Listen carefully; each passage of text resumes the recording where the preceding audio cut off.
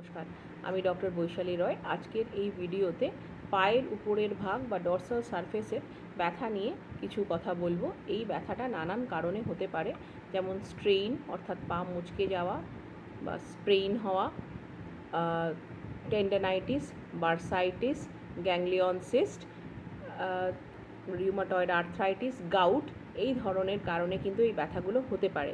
এই ব্যথা যদি হয় ইমিডিয়েটলি বরফ লাগাবেন, গরম কাপড় আর ইস্ত্রি দিয়েও শেক করতে পারেন, ডক্টরকে জিজ্ঞেস করে পেইন কিলার নেবেন এবং কিছু কিছু ফিজিক্যাল এক্সারসাইজ আছে, যেমন পাটাকে নাড়ানো, কন্টিনিউয়াসলি পাটাকে নাড়ানো, যখন আপনার পেইনটা একটু কমবে, হ্যাঁ, এই সবগুলো যদি আপনি করতে পারেন তাহলে কিন্তু এই ব্যথার অনেকটা উপশম হবে।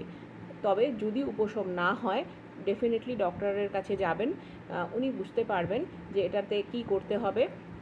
অনেক সময় এই ব্যথা ভিটামিন ডি বা ক্যালসিয়ামের অভাবেও হতে পারে, সুতরাং উনি বুঝবেন এটা কিভাবে কমাবেন। পেইন কিলার লাগবে নাকি কোনো সাপ্লিমেন্টেশন লাগবে নাকি অনেক রেয়ার ক্ষেত্রে সার্জারি লাগবে।